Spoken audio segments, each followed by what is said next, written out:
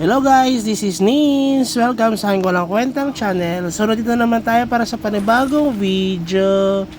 Ngayon guys, ipapakita ko lang sa inyo yung pag-craft natin ng ating super combo fruit. Kasi napakahirap nitong i-ups dahil biruin nyo level plus 15 pa lang siya, I think. Medyo malit kasi ang monitor ko. I-ups natin siya kasi nga max na yung combo fruit natin nung nabili natin itong character na ito. At for information, ito pala ay 13,000, no? Itong character na to. So, I think sulit naman siya kahit papano.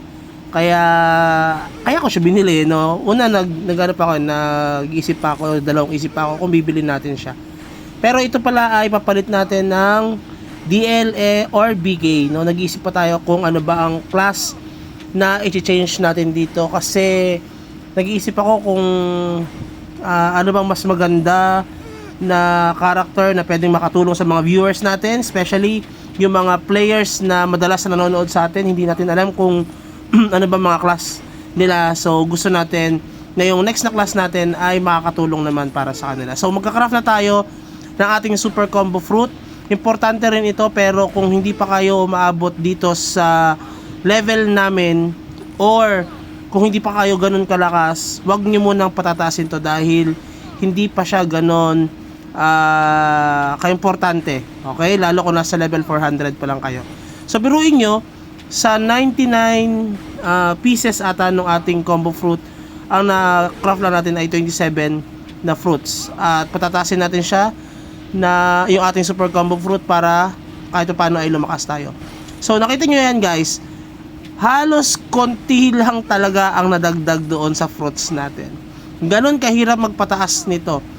Pero 50 over 50 lang naman siya guys. So kahit papaano ay mapwede na natin siyang ma-max. Pero feeling ko medyo marami pa ang kakainin natin na prutas dito, no? Sana ay ma-reach natin yung level na yon sa 50 over 50. So para sa akin yung napatasin nyo kapag medyo mataas na level nyo at napataas nyo yung ibang mga yung stats and also yung combo fruits, kailangan patasin nyo yun. And also pagkatapos nung ating super combo fruits, patatasin naman natin yung ating SD and Oracle SD.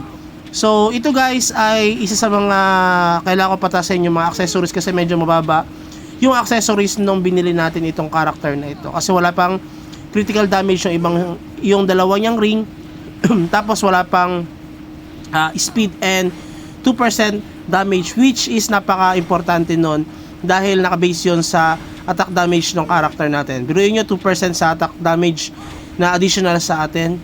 So malaking factor yun para mapataas ang rank natin and also mabilis tayo mapagpa-level at mabilis tayo makakatay ng mga kalaban. So nagpapa-level tayo, top 2 tayo dito sa aming server sa Wizard, no? So sana ay patuloy pa rin kayong mag-subscribe and also manood sa ating mga walang kwentang video, no? Sana nakatulong sa inyo ito kahit paano. And yun lang siguro, and have a good day. Bye-bye!